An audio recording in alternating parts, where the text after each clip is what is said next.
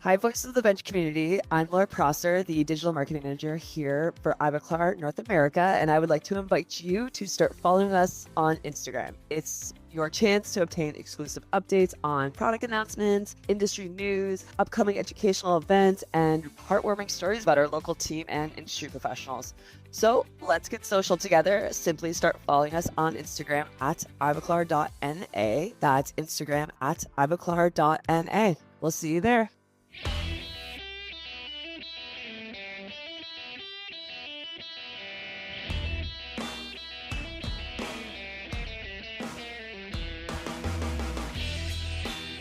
Welcome to Voices from the Bench, a dental laboratory podcast.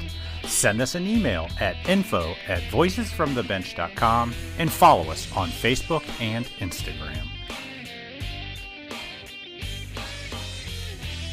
Greetings and welcome to episode 376 of Voices from the Bench. My name is Elvis. My name is Barbara / Grandma this week. Grandma Barb. How is the baby? Everybody healthy? Yes, everybody's healthy. Nice. Super fun, super fun, super fun. And you know what? I really don't mind being called Grandma. That's great, because that's the only thing I'm going to call you That's now. the only thing I am. They have all these little, nicknames and shit, and they're like, what do you want to be called? And I'm like, Grandma. That's all we really Oh, that's right. You didn't go through the whole Meemaw and the Granny. I don't think that surprises you, does it? I'm really not that high maintenance. Even though the public thinks I might be high maintenance. Just kidding. I'm really not. I thought you'd go with, you can call me Queen. And how are you? I'm doing really well. I mean, just working your rolling with work. Off. Yeah. All of a sudden, I've grown this area with lots of full arch surgeries, so I'm doing a lot of stackable surgical guides and whatnot. Yeah, I really enjoy it. I know you do. You totally geek out on it. I do. And my eyes roll in the back of my head, but that's good. But you know what? I don't mind working a lot because this is the week that I get a little vacation because of the podcast. Oh, and I don't, but keep going. Maybe. So starting this Friday, or Thursday night if you get to the hotel, it's the FDLA meeting. You know, that annual Florida Dental Lab Association meeting that happens every year in Orlando. It's pretty amazing. It's one of my favorite meetings. It really is. Unbelievable. And I've said this before, but there's not a lot of small state association meetings anymore. And this in Texas... Right they on. own it. They do such a great job. Yep. So I'm guessing we're not really going to convince anyone this close to the meeting to actually go. So if you're already going to be there, and we hope you are, make sure you come and see me. And hopefully Barb on Saturday. Hint, hint, wink, wink. I know, I say that with a chuckle because I still haven't made any sort of flight. So that's how late I am. That's how different we are, Barb. I'm so bad. I'll do my best. You make flights the day before you have to go somewhere. Pretty much, yeah. God, I don't know how you survive. I don't either. And hopefully Barb will be there on Saturday, but we're going to be at the Jensen Dental booth. Now, you know Jensen. Heck yeah. Mio, mio, mio. Lots of other things, but mio, mio, mio. We were there last year. Great location. Great group of people. So excited. Also, a good friend of the podcast, Josh Williams from GPS Digital. I saw them on Facebook today. Thank you, Josh. Yes, this is cool. This guy doesn't even ask to do it. He just does it, and I love him for it. They're tiny little dentures printed out of metal with our logo on them. Mandy posted that today, that she received hers. So yeah, I'm a little upset that Mandy got them before I did, but that's okay. I'm going to let it go. Let it go. They're going to be super limited supply because, he's only going to print so many. So make sure you stop by and get one. Also, be on the podcast. It's going to be great this Friday and Saturday, FDLA. All right. So this week we are back with another run of conversations that we got while at the EXOCAD booth at the IDS 2025 in Cologne, Germany. I have not mentioned this. Maybe I did when we got back, but EXOCAD every day had a lunch trailer. I'm not a snob when it comes to food, but I'll tell you, this place was amazing. It was like Every half a day. mile from where we were, but it was amazing. Well, yeah, it was a bit of a walk, but you'd go out to this trailer, crazy. and this lady who ran this whole show, this whole like back, I don't know what her role is, what her name was, but she had this thing down to a science. You got in there, you got great food, you get to hang around, you talk to people. And she kept complaining because Barb never went. Because Barb doesn't eat lunch. I was just going to say, she kept saying, why don't you eat lunch? And I'm like, I fast all day. I don't eat lunch. But I felt like she was my grandma and she was smacking me. I'm sorry. I don't eat. I drink coffee. That's all right. And I ate for both of us. That's just how I roll. I ate for both of us. I loved it. I thought it was great. It's so nice. They really took care of us. I'll tell you. I mean, we were just part of the family. Yes, agree. So first up, we talked to a niece of a past podcast guest who is still relatively new in the industry, Amy Tate. Love her. So Amy grew up visiting her uncle, Steve Campbell, at Nexus Dental in the UK. And he's okay, too. He's all right. We touched base with him a little later. And she always had an interest in what he was doing. But when she saw how Steve got to travel the world because of his dental work, she knew that she wanted to do it. So she comes on to talk about how she's in a 3-year online dental technology school, how she's being mentored in the lab, and of course, how she's also working at the lab. And then we meet a dentist from Egypt who is doing a lot more than dentistry. Dr. Rami Gamil got into dentistry because medical was too much, and he has done nothing but succeed.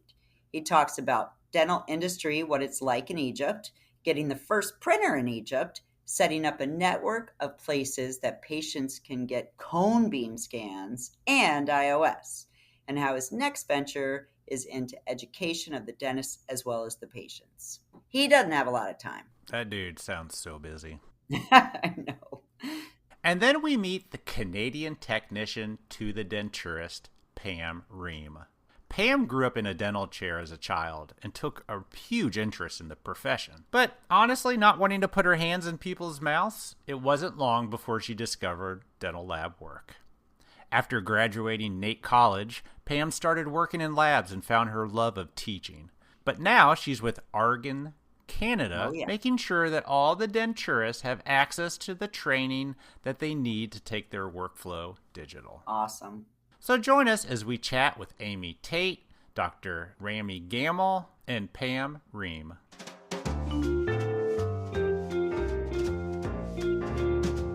Voices from the Bench. The interview. Let me look at your nails. Holy schmoly. You do that yourself? No. Oh. People keep thinking I can do it. I'm like, I can't do way that. you can do it yourself. I mean, I could do it right-handed, but then switching to left, it'd look great. Yeah. No. Can't do it myself. So let's see your name. Amy Tate. Amy Tate. We can pronounce that. She's an easy one. IDS. Easy. Related to Steve Campbell. Yes. The GOAT. Wow. Nexus Dental Lab? Nexus Dental, yeah. Okay, so you're his niece? Niece, yeah. Yeah, we saw you yesterday. Yeah, he did really well up on stage. He's very good. So tell us, how did he get you into the Nexus Lab? Well, wait a minute, sorry. IDS 2025 at the EXOCAD booth. Thank you. All right, there you go. Sorry. Okay. I don't know. When I was in school, I was floating around a bit, and I was not really sure what direction I wanted to go in. Yeah. But what Steve does always seems so cool, and my main thing that I really liked was I always wanted the opportunity to travel and work with technology and stuff. So he was like, oh, come down and have a little check out of the lab. So I went down, and he let me do a bit of CAD. He let me do a bit of the ceramics and stuff. And I was like, you know what, I like this. And then I was like, please, can you give me a job? And he was like, are you sure? And I was like, yeah, please. So growing up, did you go there at all? Yeah. I was so say. It's right near his home, the lab. He lives very close. Yeah. So sometimes when my sister and I would go and stay with them, he'd bring us in the lab, and it always looked cool, and the environment was really friendly. So you kind of grew up in the lab in a way, back and forth a little bit. A little tiny bit. Yeah. I definitely saw it evolve as I grew up, because he started it when I was, 10 years ago when I was 11, so I saw it get better and better. So what did you like best when you got introduced You said you saw a little bit of CAD, a little bit of ceramics. Oh, I definitely like the CAD. The CAD is my favorite thing. And if I'm honest, I don't really like the hands-on stuff. It's not my jam. That's fine. There's a lot of technicians that are saying that these Yeah. days. Yep. And they're just as needed. Yeah. I mean, honestly. So what do you do? Mostly EXOCAD? Yeah, lots of EXOCAD. We use a lot of EXOCAD.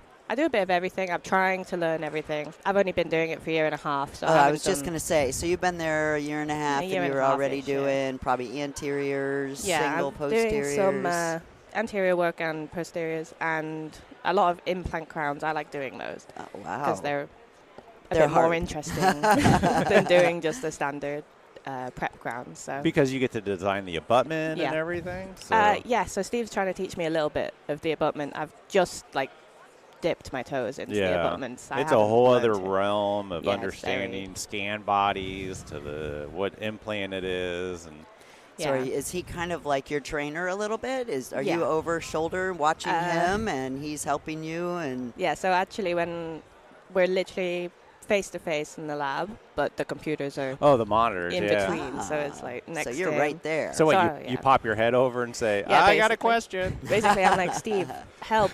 And he's like, I'm really busy right now. I'm like, I still need help. You need to come around. So I know in the UK, there's certification to become a dental technician, right? Are you going to do that, or have you started? You have to go to the uni, right? For 2 years or 3 years? I'm at a university course, so I actually do a dental technician degree. And so you're already doing it. Yeah, good for you. In my second year. I basically started when I started working the same exact time, so I'm in my second year now. But it's 4 years, so I'm just about halfway through. But most of the time you just need a GDC registration, so there's different levels of courses you can do. Mine's a degree one, but some people will just do the qualification one, and it's like a BTEC level, if you know what that is in the UK. It's like a step above A levels, but not a full degree. It's like a stepping stone. Yeah. How long is that degree, or how long does it take to get that registration? I think they do it for 3 years. Okay. So that's still a long time, though. Yeah. Yeah. It's we only do it 1 day a week, so that's why it takes so long. It's one of those. That makes sense. Yeah. Okay. It's like is it online? Mine's online, but the other people in our lab who are on the other one go in 1 day a week to be taught and actually instructed by professors. So how do you choose? Yeah, why did How do you choose between online and actually getting to go, or did they give you the option? The reason I am doing the online one is because when I was like, Steve, please can I have a job, I'd missed the enrollment for the other one. So he was like, it's timing. We'll try and put you on this one, because I was the first one in our lab to actually do it. So you I'm were a test puppet. I was just going to say, now you've got other people following. I really like it. I think it works really well for me, because I didn't want to do any further studies after A-levels. And I was like, I want to do an apprenticeship and not be studying all the time. But because it's all online and learning on the job, it doesn't feel like school anymore. Yeah. It's just like tasks. So what is online? Like, what are you learning specifically, like right now? So they teach us all the theory behind stuff online, and we're expected to learn the practical from our colleagues in the lab and be instructed by them. We're doing CAD at the minute, but we've done some prosthetics and some gold crowns last year, so we've done a little bit. Next year we get to do the ceramics and stuff. Looking forward to that. So how do you do that? So how do you do that online? So what how do you do both? So do they give it to you and you take it to the lab? Yeah, so they will post us out models, so we're all working on the same scan datas and stuff. And then we scan them in and do the work how we would do it and send it back to them. Wow. And then they'll grade it and everything. Do some people hand wax it, and you can? Yeah. So however you get the end result. There's some instructions. So sometimes they're like you have to hand wax it, but sometimes they're like you can do it in CAD or by hand if you want. It's a bit flexible. They're trying to. It's really good because the one I'm on is embracing CAD a lot more than the one the other people are on. That's what I was going to say. It sounds that way. Yeah, it's quite open to CAD, but it's only just turned that way. Most of the other people you'll ask in the UK who are on the qualification courses, they don't do any CAD. at all. Really? So you're like on the advanced level. Yeah. It sounds like that to me, anyways. Yeah, they're trying to, I think from what I understand, the GDC in the UK is trying to encourage the learning institutions to modernize the course. Makes sense. Because so many people use EXOCAD and 3Shape and everything every day in the lab, it makes no sense to teach the new people coming up how to do it the old-fashioned way when they're never going to do it because they're always going to do it the digital way. Well, Elvis and I hear that a lot, that the universities need to kind of catch up. Yeah. And I kind of like agree. I think way. the theory of you having to know the analog way, is there really a point? As long as you understand the fundamentals we talked digitally, about that yesterday. Yeah, I just don't theories. understand why you have to take the time to hand wax when no one's doing that anymore. I mean, it seems a bit like when they're like, can you make a 6-to-6 wax up by hand? And I'm like, well, I could do it in half the time if you just let me use CAD. So. click, click, click, click. Do you kill it at this school on CAD because you use it all the time? That's the funny thing is we're doing CAD this term, but the level of intensity. You're already way past. Yeah, so they're just asking us to build some models in a special tray in CAD. And I'm like, okay. I want to do an interior. Finished. I'm out. So is it your own time? You said it's for a day, but is it like when you get done, you're done for the day? Or do they is it like 4 hours, 5 hours, 6 hours? I do it on a Friday. So Friday is my college day. Yeah. Steve is very good at making sure I'm not asked to work too hard on the college days. If something's really desperate, I'll be like, yeah, it's fine. I'll help. But mainly they try and leave me alone because it's quite difficult for me because I actually do it in the lab. But I chose to do it there. He said I could have done it at home, but I chose to do it in the lab. Yeah, you got all that energy going on. Otherwise, I'd just slack off. Yeah. Yeah, I get I'm at home. I'm going to bed now. Yeah. But yeah, so sometimes it's quite difficult to not get sucked into work. But everyone at the lab's very good at trying to not bother distract you. Me. Yeah. I need help. No, I'm working or I'm studying. What do they do about you doing it in the lab? And if a quiz? I don't know. Can't you just ask somebody in the lab? And that's a great question. I bet you could, but don't. No, I don't. Because it's live. You're not watching like a recorded video. You're watching an instructor that's live. Yeah, so they have what they call observed exercises. So once a term, either they will put us on a Zoom call and ask us to place the camera on our hands and make sure they can see all of a us sudden doing another work. hand It's kind of comes like in the to do CBCT exam that they do now, where they've got the camera and they can watch you, work. Yeah. That's how they try and do it. I think they do find cheating. it quite difficult to make sure. Sometimes they'll look ask down, you, there's 3 hands in there, and they're like, oh. my hand goes away, and then there's just a man's hand that comes in, and it's like, okay. So I think they struggle balancing making sure people are not cheating. It's a little bit of a honest trust thing. Yeah. But so I think it's all down to my mentor. So one of the technicians at my lab has to be my mentor. So he's responsible for everything I do. Is it Steve? No. He was, really? Knowing him, he was away when we had to do all the mentor stuff. So it was Ian Baldwin, his business partner. Yeah. So at school, they ensure that you find a mentor in the lab? Yeah, you can't do it without a mentor. This kind of school, the online. Yeah. That is great. What does the mentor get out of it? Just I don't know. Okay, yeah. The pleasure of teaching somebody and watching them grow and blossom. I wasn't sure if they had to be a special mentor, or they had to register to be a mentor, or take a class to mentor. Or there's some instructional things that the colleges put out for the mentors. But they don't have to take another course. They don't have to do a course or anything. Yeah, like, you wouldn't want me as a mentor is what I'm saying. So you can't just let anybody do it. I don't know what they do. I think they assume that the mentors know what you're getting in for. Maybe you'll be a mentor someday. Yeah, I'd like to be a mentor someday, yeah. That's awesome. So what's it like working with Steve? It's very good.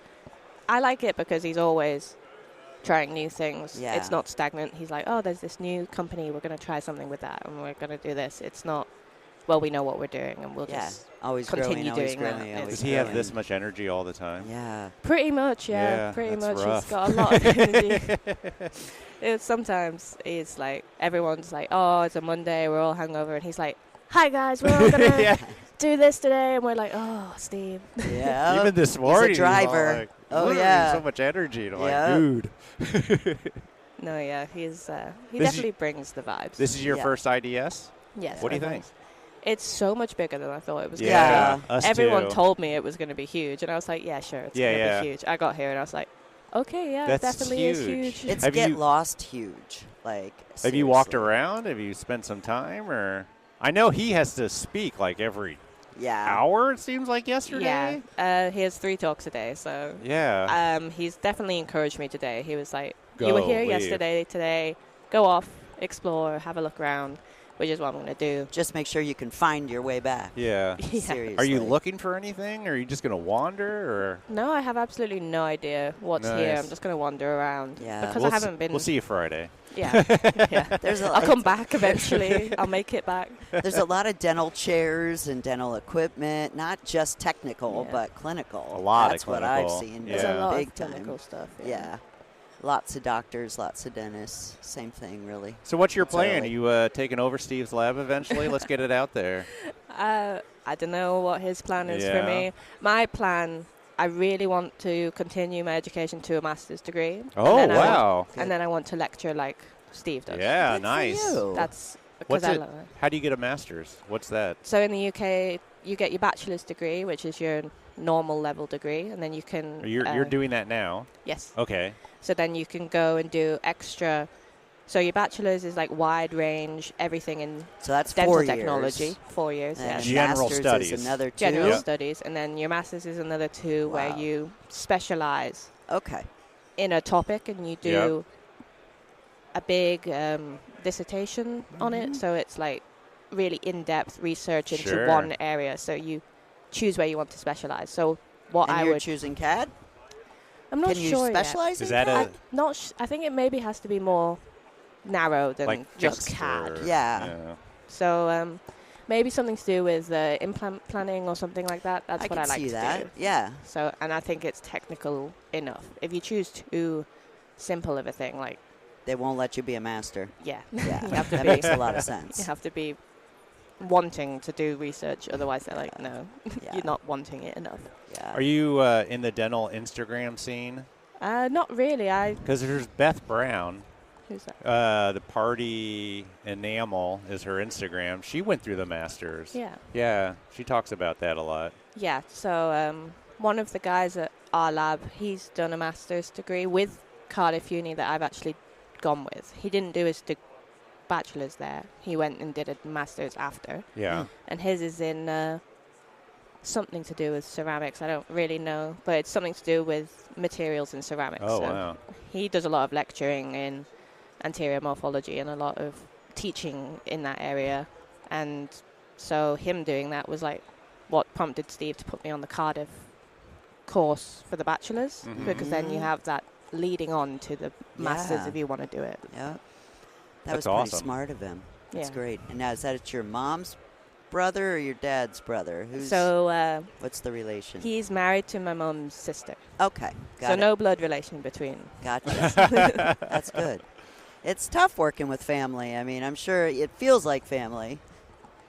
Yeah, I mean, you know that. That's what I'm saying. Yeah. So, and they're like, harder. But it sounds like he's just a super great mentor and he's inspiring, really and he's got a lot of passion. He's really good. It's nice that he's so passionate, because it, not just me, everyone in the lab is driven by his energy. Yeah. And it's not just like stagnant, because no one's pushing to do better. He's the one who's driving us, being like... How many people are in Nexus? I think about 20 now. Yeah. That's quite a lot of big, people. Yeah. It's been growing, I think, in the last couple of years quite a lot. So there's quite a few other apprentices on this other course with me. So there's quite a couple of us that's coming through and trying to qualify and all of that. How many designers? In the CAD, I think there's 4 that are qualified now. That's pretty... not including Steve. Yeah. Steve would make 5. Yeah. But or 10. Yeah. So is it okay to design and not be qualified? All the apprentices have a person in the lab who's responsible for them. Okay. And their work, and they have to be instructed, and their mentor. I guess Steve was that unofficially for me. He taught me everything. Yeah. Made sure I knew what I was doing. It wouldn't be very good if someone just didn't know what they were doing. This is a lab choice to do it, right? Yeah, okay, so yeah, it's awesome. That is amazing. Well, good luck to you. Thank you. Yeah, I think you're gonna do fantastic. Thank you. In the next 2 years, we'll see you again, and you'll be a master. That'd be great. You'll be on stage. On stage with Steve. No pressure. No. What are you gonna talk about when you get on stage? Implants. Yeah, I really like the implants. That's where I want to go towards. That's what interests me the most. Yeah. Well, we'll see you 2 years on stage. Yes, we EXOCAD will. implants. Good luck to you. That'd be great. Thank you so much. Thank you. Thanks for joining us. Thank you. Yep. Rami Gamil. Rami Gamil. Gamil. Yes. Gamil. Rami Gamil. Yeah. So someone brought up a gentleman to us here at the EXOCAD booth at IDS 2025, and he says, famous dentist from Egypt. And I'm like, heck yes, awesome. we want to talk to a famous dentist from Egypt. Thank you. How are you, Rami? I'm good. It's a pleasure to be in the IDS again. I've been attending every season since 2013. 2013? Yeah, and I call it the World Cup or the Olympics of dentistry. No doubt about that. Really? Yeah, this is like the Olympics. So it's a pleasure to be here, to meet you, to get to know you, and to share with our audience also. No, that's awesome. Yeah. So tell us about yourself. How did you get into dentistry in Egypt? Sure. Actually, I graduated from dentistry in 2006. Okay. And from day one, I knew that I didn't want to be a conventional dentist. So why did you even go into dentistry? Longer story. You want to go to the origins. Yes, sure. I want to go all the way there. My family is of a different background. My mother, she's a medical doctor. Okay. My father, he's a university professor in science. Oh yeah, so you came from some bright genes. Exactly. So I wanted to go into the medical, but I was seeing all the effort that my mom was doing. It was too much. It's a lot. And my father, he was a wise man, and he told me that dentistry is art, science, technology, and engineering. That's brilliant. And it's medical. It's very and true. It's going to be a mix that maybe you'd like. So I went for it, and he turned out right. Wow. So you go through school. What was school like? School was okay. It was back at the day I started in 2001. So for those 5 years, it was conventional dentistry. Yeah. There wasn't any digital education, nothing about cone beam or 3D X-rays, different software like EXOCAD or all of that was not something taught to undergrad. And still in the majority of dental schools, it's not still widespread. Yeah, we hear that So a lot. it was conventional. So it confirmed that I like where I was, but there is more. I want to look for more. Nice. So how did you find it? How did I find it? I graduated. I was in the university for a little bit afterwards, and then a friend of mine who was studying in France, in Toulouse, he knew that I was looking for technology. He told me there is a diploma for 1 year that's about, in French, imagerie 3D, 3D imaging. Oh, wow. So I know you want to do and something like that. That was early on. Yes, it was in 2010. And it was the only program worldwide available in that. And so I told him, I'm in, let's do it. I started. I had this hunger to learn, met with people, saw the technology, read and where was this at? It was in France. You had to go to France? Yes. Because it was the only one? Yes, but it was part-time, so it was doable. And then I started to take what they call a career shift, not full. So I decided to downsize my dental work. Regular, I had a clinic, I was doing implants, I was happy about that. And then I decided to steer a little bit, or pivot as they call it in business, to do more related to that technology. And in 2013, I got the first 3D printer in Egypt that was dental. The very first? Wow. Yes. In all of Egypt? Congratulations. There was one that was in a government institution, but it was the first one to serve the dental market. Wow. What printer was it? Are we allowed to say brands? Yeah, sure. Okay. It was Envision Tech from Germany. Oh, yeah, Nice. Envision Tech. Exactly. Yeah, we know of that. Yes. Yeah. Actually, I and visited you saw the it factory. here, right? Actually, Said it was 2013. I saw it in India. I was giving a lecture there. And you were giving lectures at this point? Yes. Wow. Because, again, it was a fresh topic. Yeah. And I was blessed by being able to go to see different parts of the world, share and learn. And when I saw it in India, I visited the factory in Germany because it's in Germany, in Vision Tech at that time. And they had a printer, but they didn't have one for dental. It was for hearing aids, customized hearing aids. Yeah, we've heard this. Yes. Yeah. So I told them it's the same specs. We can work on it. Try the material, and they took the advice and changed the name and released it into dental. Because of you. Humbly, yes. Because of his brain. Good opportunity. And So then you picked it up and you put it in went your back practice. to Egypt. I started a business focused only on providing 3D printing and computer-guided surgery, doing the planning and then providing the guides so that the doctors can do the implants for their patients. So you're doing surgical guides. Yes, exactly. What software were you planning on? We were using IntoGuide from On Demand 3D. Oh, that's a new one to me. Yeah. Okay. I've never heard of that. Have you? It was on the forefront at that time. Okay. Yeah. And there wasn't any. So I bet you it was very So it was the very expensive raw. Envision Tech printer. And this software, if you want to start to ride the wave and be a first mover and early adapter. Exactly. Yep. So exactly. The concept of planing implants was not even around? It was very basic at that time. Were doctors accepting of this?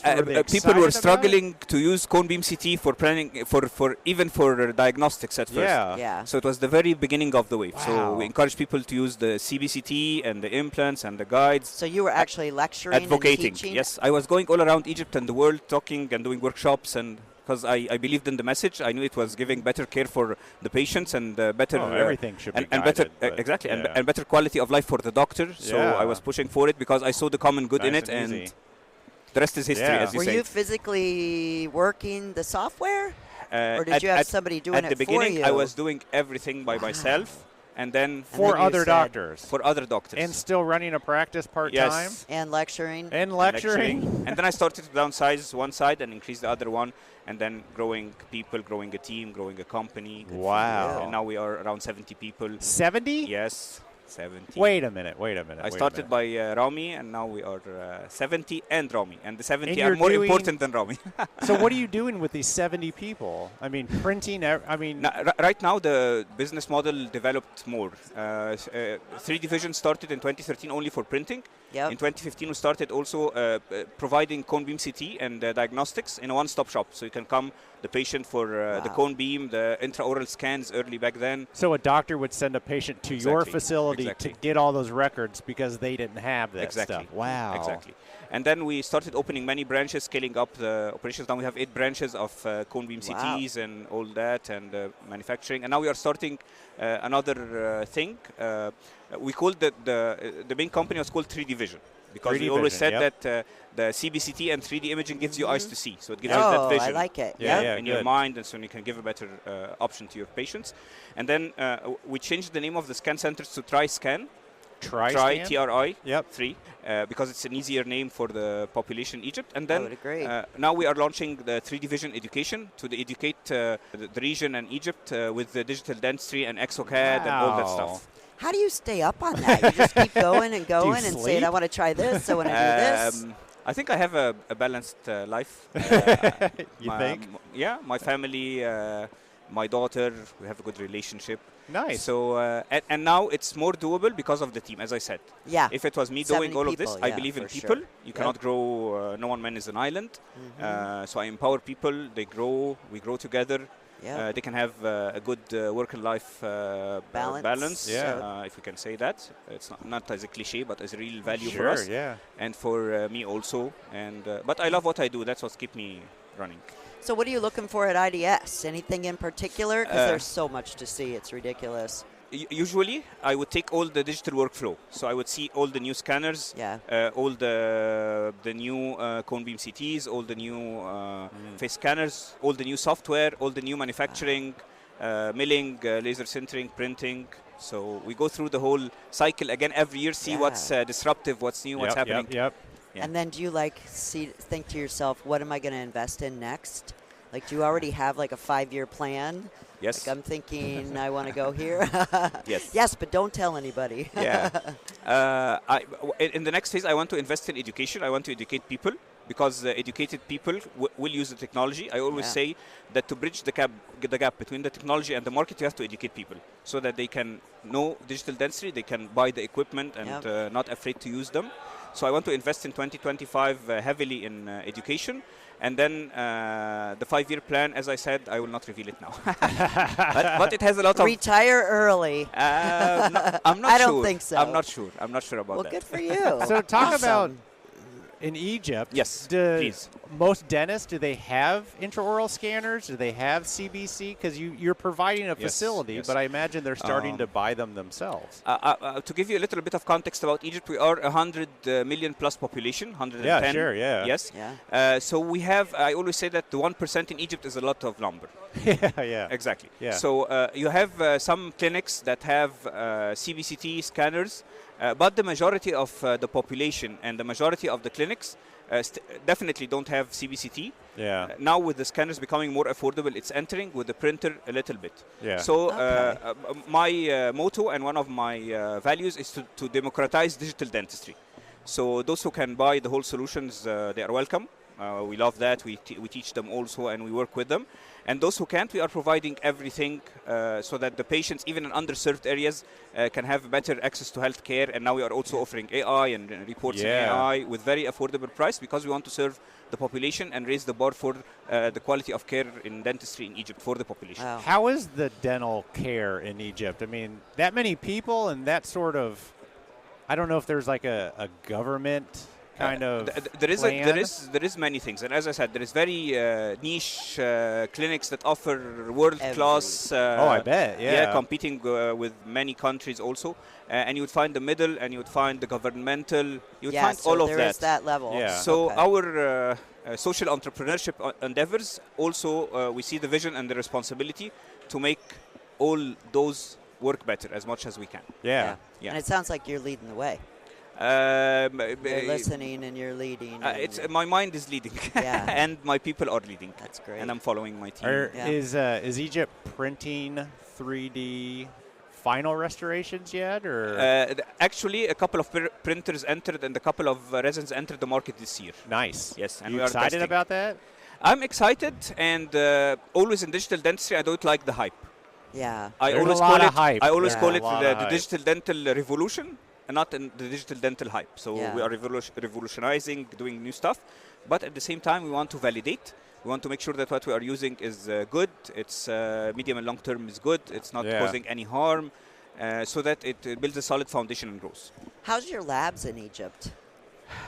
Define. What do you mean? Like, are they large? Are they like specialized? Do you have a lot of clinical technicians that are working with dentists? In my company, we have the CBCT facilities. We call them the satellites, and we have motherships. Got it. So you have the scanning everywhere. Yep. And the production is localized for the printing. Okay. Yeah. So we have technicians. We have people that do the X-rays, that do the scans. Wow. Yeah. So where do you use EXOCAD in this whole process? I started using EXOCAD in 2016. Actually, EXOCAD gave me the licenses at first to try and to beta test also EXOPlan. Smart of them, I should say. I really like the company. Yeah. And at that time, it was the only software that was open, that can take STLs and get STLs out versus other players that were already in the market. Sure. Yeah. So we use EXOCAD for designs and for preparing lots of stuff. But we faced the issue that the official licenses in Egypt were not very affordable, but now the company is adjusting them, and we are encouraging people and us to use them more in the designs and in guides for EXOPlan, for example. I was going to say, are you doing your guides through them? Right now, we are starting, but before we didn't. Sure. Yes, but we think it's a great software, and it's growing. And so you're a full-fledged lab. You're doing crowns and things? No, not yet. Oh, I not didn't yet. think. Not okay, yet. but you're going to. We are planning, but we want to do it wisely, because as you saw, we try to build success not slowly, but I would say it's strongly but surely. Yeah. Because sometimes it's quick, sometimes no guessing. Exactly. You seem to have a very niche. Like what you provide, I've not heard of this, where a center where doctors can send patients. And get all of those X-rays. We are trying to be disruptive in the business model, in the quality, in the communication, in the service, everything. Yeah.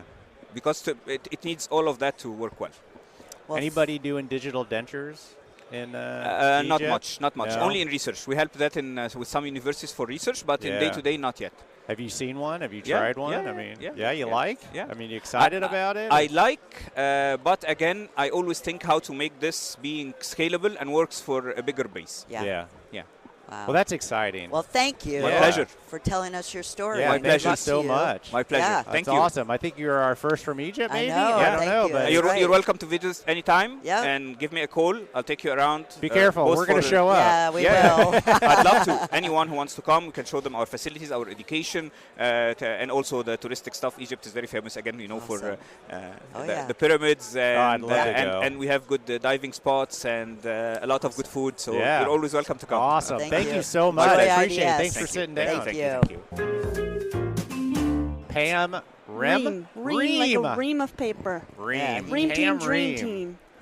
So Pam Rehm from Canada is joining us at IDS 2025. Nice to meet a neighbor across the ocean. Yes. Friendly neighbor, yes. Yes. And I've known you for a while. You're a denturist, and you do a lot with argan. Yes, Our so good friends argan. I'm a dental technician, but I primarily work with denturists. Oh, So you're not a denturist? We've I'm never not a heard denturist. that I thought you were a before. I know. denturist. It's okay. I love denturists. I did hear Yeah. you're a celebrity, though. Well, I mean, A little I bit. do my best. So tell us how you got into Tell us your dentistry. story, Pam. So, You don't wake up one day and decide to wear Yeah. denture earrings I in know. Germany. Yeah, she's got denture earrings on. They're pretty sweet. I know. They're kind of my trade show trademark, and when I Yeah. don't Love it. wear them, people get upset. Like, where are your denture earrings? I'm like, okay, Are I'll they get both that. uppers? They are both Yes, uppers. I they're have uppers. a lower, but I lost it. Oh. Yeah, I mean, I kind of fell into the denture world. I kind of fell into dental technology as a Yeah. whole. Like, I was born with a cleft lip and palate, so I lived in the dental office my whole life. So you had to wear those things that Yeah. had, were they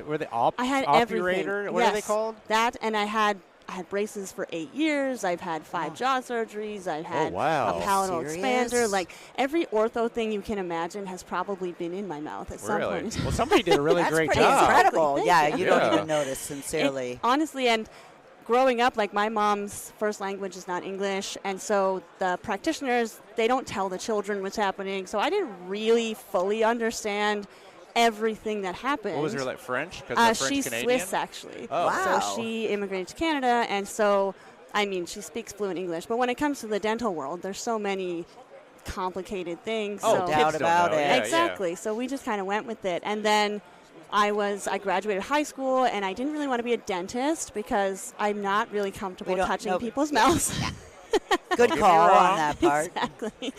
And so I went on the school website, the school that I wanted to go to, and there was this program that said dental technology. I didn't even know that dental technicians were a thing. And then, of course, it clicked. I was like, well, somebody has to make all this stuff. Yeah, The sure. dentists aren't making this. Yeah. So then I went to school for dental technology, and then You had no idea what it was. So you No went idea. to school in Canada? in Canada, yeah, I went For 4 to years, for 2 2 years? years. It's a 2-year program at NATE in Oh, I Alberta. know Nate. Yeah, Yeah. we've Yeah. heard of that. What did And- you think of school when you Oh, showed it was up? amazing. you I was love like it right so away? blown away. I loved it. I was going to be a porcelain tech. I was going to do crown and bridge artistry. And then when I got out of school, it wasn't really like today. There wasn't as many jobs available right at the time. Yeah, And so I kind of fell into a removables department job. And I mounted cases and injected cases for a good solid year. Yep. And that's all, just So you did- injecting That was a all long day. year. All day. Yeah. And then, eventually I Not worked my easy way work. up. Exactly. Yeah. And it's so hot. You're by the boil-out tank all It's- day, yeah. cooking dentures. Yeah, that's ball busting. And and it's one of those bigger labs where everybody just plays one small part in the whole Yes. Yeah. piece.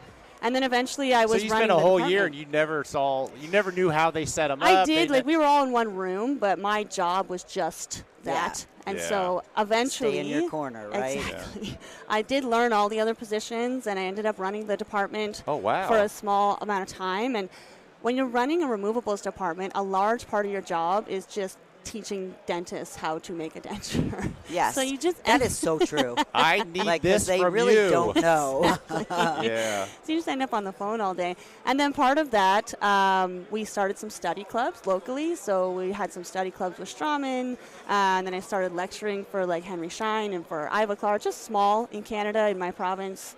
What got you into lecturing? I mean, what got you? Yes. I don't know. I really like teaching and I really like educating. And some of my friends who I had taught like in the lab, they're like, you should just teach other people. And then, I ended up on the Dental Lab Network and made internet friends. And when you make internet friends, did Elvis. Exactly.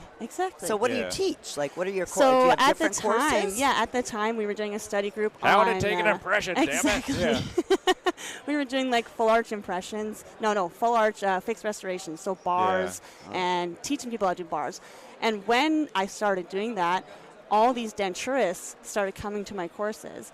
And I started meeting this amazing community of Canadian denturists. And they're so different from dental techs. They're just like every single denturist knows each other. They love each other. It's a very small, and they support each other. Did and you it was know just, about the denturist? Yeah, I knew about them because in school we kind of were at the same time. But even before school, did you know No, about I had no idea. That's so weird to us because it's so legal in Canada. I thought everybody in Canada I had knew no about it. idea. Like, I was not in the dental world at all, aside from being a patient. And I never needed dentures, so I didn't even know. You didn't drive around and just see dentures? No, I'm from a very, very small northern town, like 1,500 people. And like probably weren't in your town at that time. Exactly. Yeah, that makes sense. It just wasn't in my field of view. And so I met them, and they were just so welcoming and so they're all great people. amazing. And so then I met this one guy, his name was Kyle, and I left the lab to go work with him.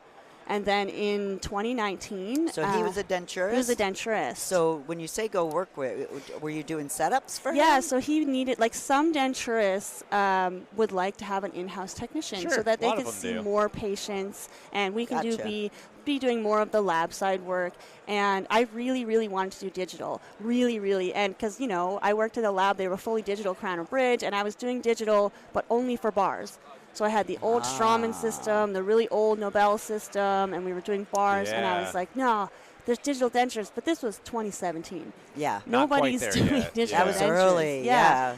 And so then there's a couple denturists who were. My really close friend and mentor, Esther, she basically taught me everything. We've had Esther on, I know, and she was so amazing. And so she really was the reason why I stayed in denturism and kind of pursued it from a technician side. And so then Kyle and I in 2019, we got a mill, a scanner, a printer, full 3Shape software. So you're still with him? No, and then I left to go work for Argan eventually. Oh, all right. So did you ever want to be a denturist? No, I don't like touching people's mouths. Oh, I forgot about that. Yeah, that's a pretty big, we're about to get the music. Oh, no. This is it's okay. No, it's all fine. It's the strobe light light in your face. There it is. There you go. There you go. Oh, that's hilarious. We had to stop our interview before, so if it bothers you, no, just let us that's we know. can totally stop. fine. But it will pick up her voice. It does. Just look the other way. All right, so you guys got a mill Yeah, so and we a got scanner everything in, and then we had training from all the different resellers. So we bought like something from this and this and this, and they trained us how to design a crown, mill a crown, and print a crown. Very not helpful. Yeah, that's true. But they went into a denturist office and taught you how to do a crown. Well, they didn't really know at the time how to train on these things because none of them have denture experience. And then so we formed a little online group, a bunch of Canadian denturists, and we were up till 2 a.m. crying every night, like, I don't know how to make this work. And we really did together figure it out. And so our clinic went 100% analog to 100% digital in a 1-week period. Do not do that. Oh, my God. Do not do it. Nobody Not do that. recommended. 0 out of 10. Period. And then when you say do not do that, Yeah. why? What? well, were you want the- to kind of the tiptoe pain into points? it. You really want Yeah. to tiptoe into it because we would end up with like the 3Shape would crash because it wasn't really designed to do as much work as we were trying, and then patients had to be moved. Or our mill, we would just break burr after burr after burr, and then we couldn't. What get mill were cases you out. doing dentures I had on? a PM7 at the Oh, time. yeah, you had the best had of the the best. Exactly, Yeah. and so Yeah. we were really cranking out dentures. It was amazing, and it was so much fun.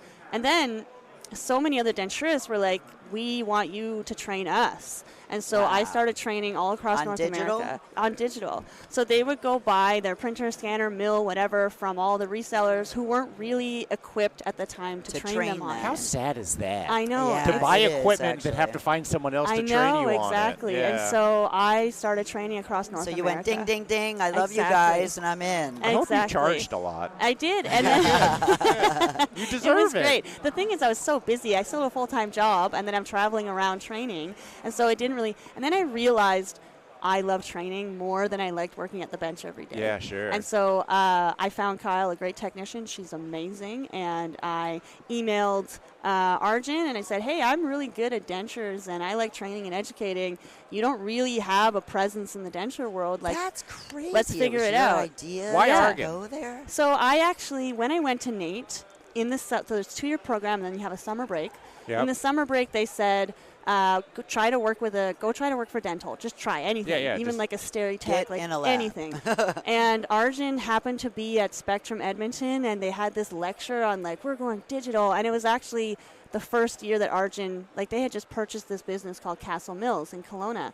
And they were there, and I was like, that's so cool. So I just emailed Richard Nixon, and I was like, hey, do you need a summer student? He was like, sure, come on down. Yeah, we love free labor. I mean, exactly. We love good people.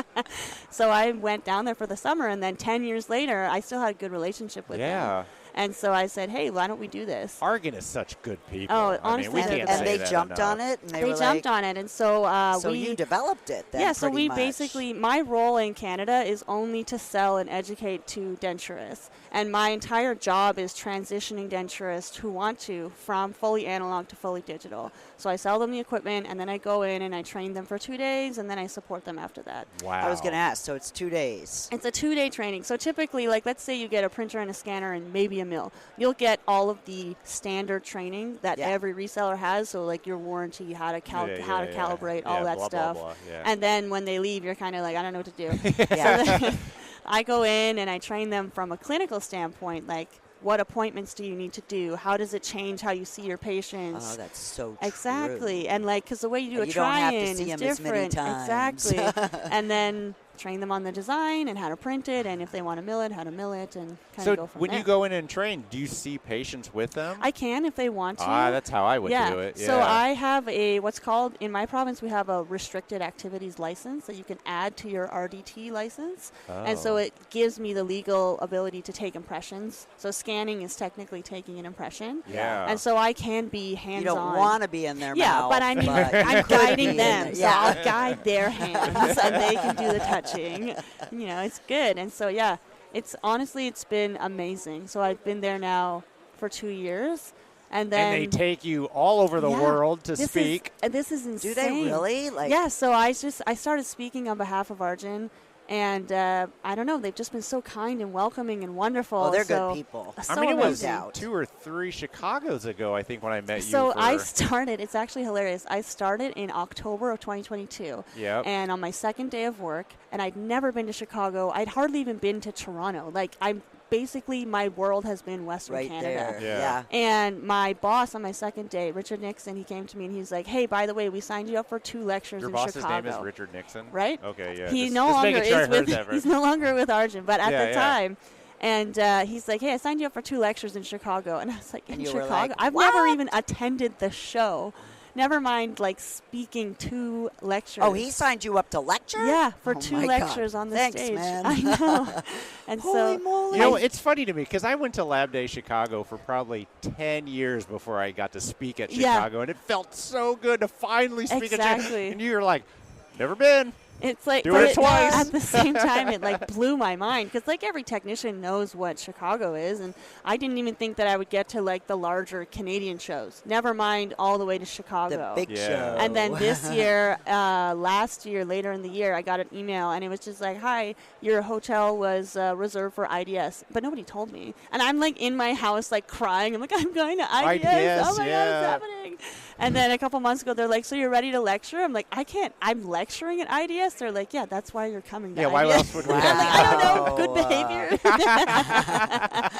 It was a treat. Pressure. I don't know. My eye candy again. Yeah, That's exactly. what I get. Yeah. It's the earrings. Yeah. So So yeah, that's so what are you here talking about? So I'm you're just lecturing here as well? Yeah.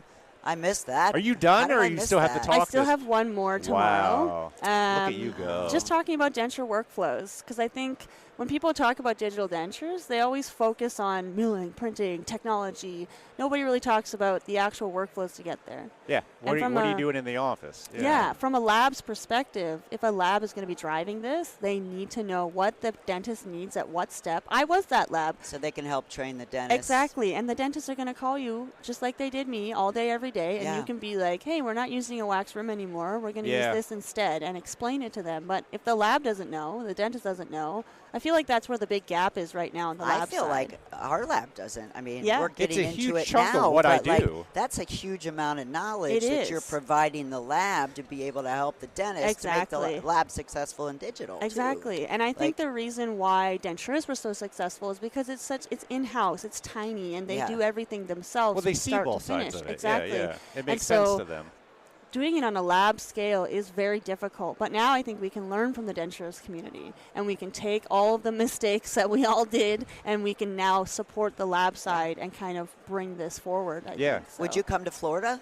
Do you train? Do you move around the U.S. at all? The U.S. team, so the U.S. marketing team at Argon, they have invited me to literally every single show that exists in the U.S. Sweet. I am a very, very, very busy person in Canada, so I have to be a little bit selective. That's cool. I have been invited to Florida one. I couldn't make it the last couple times. So. The Florida show. Yeah, the Florida show. I think you're asking her to come to your lab, aren't you? I would love to come to your lab. Well, you know what I would do, Pam, honestly? Yeah. Wait till the winter. Okay. And then go to Exactly.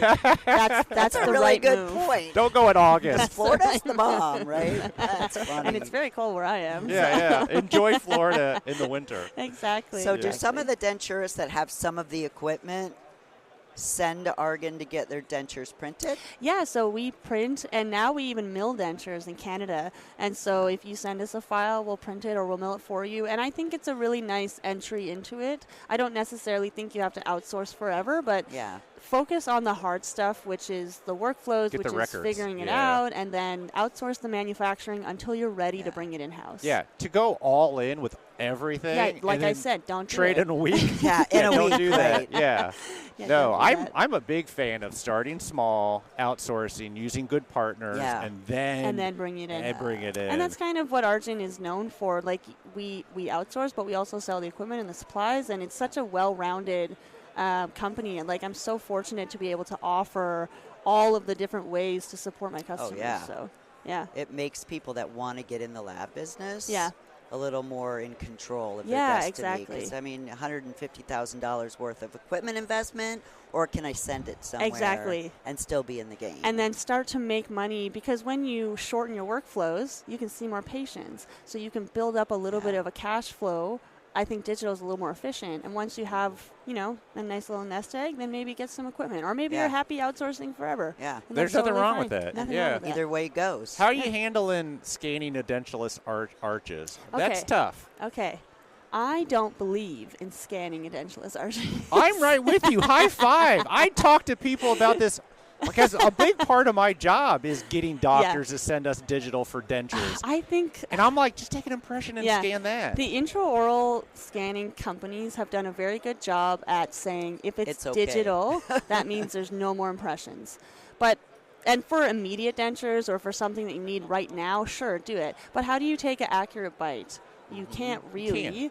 And then imagine like your retromolar pads on the lower. Your mouth is wide open when you're taking a scan. Out. And now you have a hard plastic denture that is formed to a wide open mouth. Yeah. When is your mouth naturally? It's never naturally. No. You don't talk with your mouth that wide. Yeah. You don't eat food that wide. So like it's just not a natural way for your lower jaw to sit. Mm-mm. And so if you take an impression and you close your mouth, that's a natural way for your lower jaw to sit. And then you scan the impression. Don't pour models. No more model pouring. Scan the impression. Yep. So I still believe in a nice, functional, border molded impression if you can get that and then scan that in. I think it's just a much better way. workflow. Exactly. Yeah. You can still awesome use your intraoral scanner to scan that. That's okay. You can scan with any scanner realistically. So. But you're big on the reference denture. Absolutely. Yeah, that's a great thing. That's the best workflow. The best, yeah. And I need a shirt next year for Chicago that says "Scan every denture." That's a great idea. Because every single denture that comes into your lab or your office, or scan it, and anything that you're still making analog, scan it. And then you have that forever. You have it forever. Because maybe the patient isn't ready. When are they ready? When they have wrapped their denture in a tissue and thrown it in the garbage. Yeah, or when glued it together. Yeah, or when their dog eats their denture. Now they're ready. And then you go, okay, well, now we have to start at 0. Whereas, don't worry, I have a scan of your denture, and we can get you a temporary thing right now, and then we'll get started on your denture right away. So brilliant. Scan every denture. Yeah. What is Argan announcing anything big here at the show? So I'm here with the Cologne Germany team, and so some of their products are a little bit different than in North America. Okay. But in Canada, like I said, we just launched milled dentures out of our manufacturing facility, so that's kind of our big push right now. So what do you guys have, like 40 So you PM7s? moved from California to Canada? So what happened, we've always had ARG in Canada, but the manufacturing has been out of the California area for a while. Okay. And so then our team started our own manufacturing facility in Canada just to reduce the shipping and have something a little more local. And it's called Argent Canada Digital Center, ACDC. So sometimes you'll see those. AC/DC. Exactly. You'll see those ACDC stickers. That's the Argent Canada Center. That's a good idea. Yeah. And I like it. Are they doing everything there? Not abutments? everything. So, like they do some zirconia. They do some abutments. They do bite splints. Now they do dentures. They do models. Some of the more complex machinery like SLM RPDs and milling titanium bars. For now, they're staying at the much larger facility. Oh, so it's a lot of work, and a lot of people are involved in those things. So, That's really great. Awesome. Yeah. What about Argan Germany? I don't even know anything about them. Are they just I'm actually learning a lot about them, I too. bet. And they are such an amazing team. And they Really? have been around for a very, very long time, almost as long as, like, they were built shortly after the Argan US kind of got bigger. And they are one of the most well-known for gold and alloys, and now they're getting a lot of zirconia. They do a lot of manufacturing here, too. No kidding. And then we have some of the UK team is here also, and they are also amazing. The UK team also offers design services, and they also have manufacturing. What don't they do, I know. honestly? And every team that I meet is just a wonderful, wonderful group of people. Yeah. And so it's been such an amazing trip to meet everybody and to meet people from some of the other Argan areas. And honestly, it's been amazing. And how many Argan Canadians did they bring to Germany? Just 3. So it's just lucky you. Exactly. Just the managing director, and then our product developer, and then myself. I'm spoiled. Well, congratulations. Well, thank you very much. Pam, you're doing some great things. Thank you. I love the message you're spreading. Yeah. I think it's important. Same. I know you focus on denturists, but if you could come down to the To USA and kind of help some of our dentists, that would be greatly Yes, it appreciated. would. We're working on it. Awesome. I really think that is the hurdle for us building digital dentures. Everyone's is. like, Oh, is yeah. your lab doing it? Yes, no, yes, But no. we don't really do it It's properly. not us. Yeah. The manufacturing, and I don't mean to dumb it down, Yeah. that's the easy part. It is. It's getting the records. It is. It's designing it correctly. The are thing the two is, pieces. though, with dentures, the lab has to lead this. The clinicians aren't going to lead this. They don't care. They don't care. Especially, I think that's the hardest part. I'm motivated by patients because I was the patient, and I really, really think a denture is the most difficult thing a patient could get. Oh, yeah, And 100%. like, it literally changes somebody's life. Yeah. And so I think the lab needs to be guiding this process, but the lab doesn't know. And so we're kind of in this in-between where everybody's been talking about digital dentures, but nobody's actioning it because we don't know how. Well, we're all talking Sounds like about. you are. Yeah. We're talking about the strength.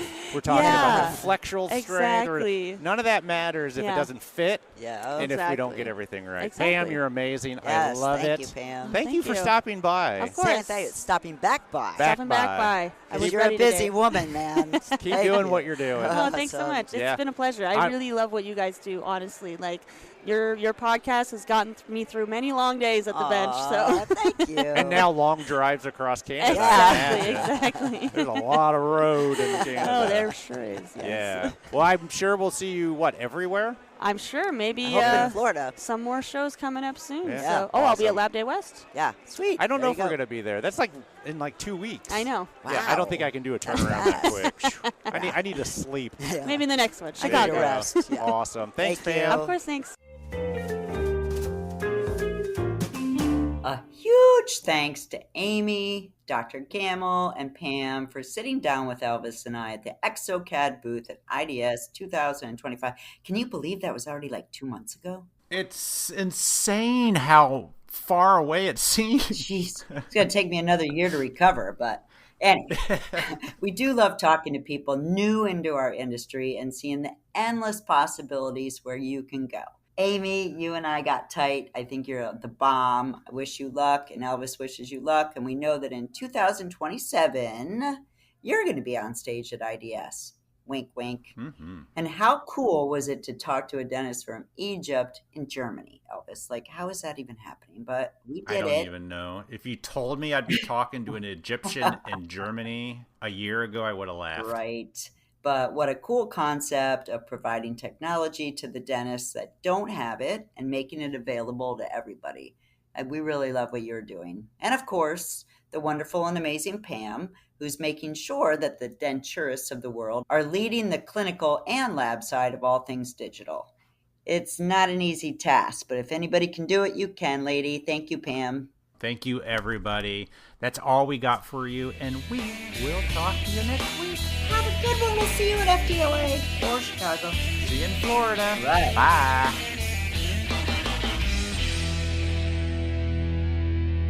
I want to stroll in there like people think I own the place. Oh, that's funny. The views and opinions expressed on the Voices from the Bench podcast are those of the guest and do not necessarily reflect the official policy or position of the host or Voices from the Bench, LLC.